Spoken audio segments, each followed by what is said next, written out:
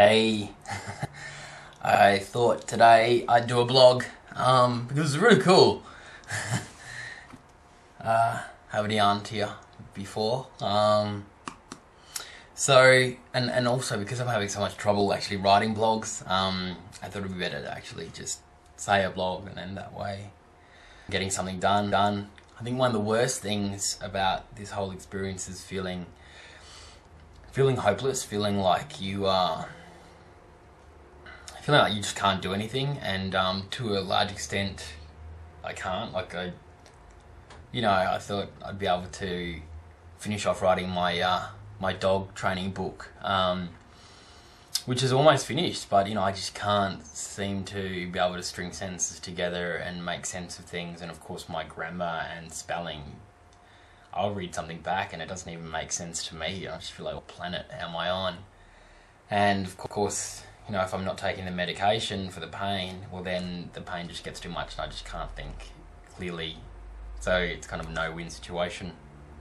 So yeah, I thought that I could spend a lot of time productively, and I thought, well, this is going to be perfect. This is my universe saying to me, hey, ease up, buddy, slow down, and get these things done that you need to get done. Obviously work on my website, bring the lovesdogs.com.au website up to perfection, so that it really is a resource that people turn to when they want to understand what's going on with their dog, and find out if they want to get a dog, and all the ins and outs of not just how to train it, but how to be with their dog, and how to best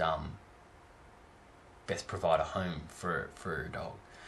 So I thought that I could do all that, but it's been almost 4 weeks and I've done bugger all. But I can do a lot of designing and stuff, so just getting looks and feels of stuff, which is great. But actual written text is just not happening for me. So anyway, it's all gonna work out in the end. But one good thing is a couple of mates that, strangely enough, I've got a lot of friends that this has happened to, that they've been out of action because of a broken ankle or whatever. But one mate that spent I think 6 weeks in a coma, mate of mine in Sydney, who I'd go and visit every couple of days. It's really sobering to hear him talk, because he was months and months and months in confinement to a room, and I used to try and get out of hospital with me and say, "Can't let's just go?" And I'd be like, "No, you got to stay here for your own good." And I just didn't understand why I thought he was just being a cheeky ratbag. I didn't realise that he was actually going nuts until now. When you're stuck in such small confinement, it's hellish. And when you can't do anything, the same as what I used to say to him. I'm like, don't spend your time reading magazines, man. Just do designs and stuff for your new business. Focus on how you're gonna get your life all back together. Because of course he unfortunately lost his business, being such a long time in that predicament. Anyway, you can't really do it when your mind just doesn't work. You can't focus on the future because it just doesn't work. So anyway, Oprah is my new best friend. I now get what everyone sees in Oprah. I used to just think she was a megalomaniac, just a narcissistic megalomaniac. It's good to be honest with you. That's what I used to think, and but now I think she really does help people, and I always think that she's just helping people that are really empty in their own lives, and she gives them something to feel warm and fuzzy about because nothing's going on. So maybe I become that. But anyway, I really appreciate her now, and I think she's great. She covers some really good topics. Today the topic was women in the military and homelessness when they come home. The fact that 1/3 of all women in the US military suffer sexual assault. That's from rape right through to anything that they deem that is hurtful to their sexuality. So, you know, and then of course divorce and losing custody of their children while they're over in Iraq. It's pretty full on.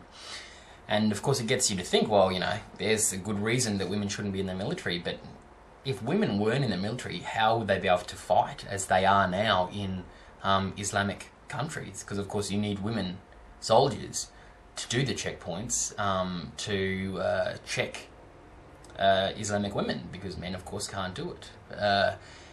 So, you know, it's just been the most wonderful thing for the US military to have women in there. And of course women, it's a role where women get equal pay.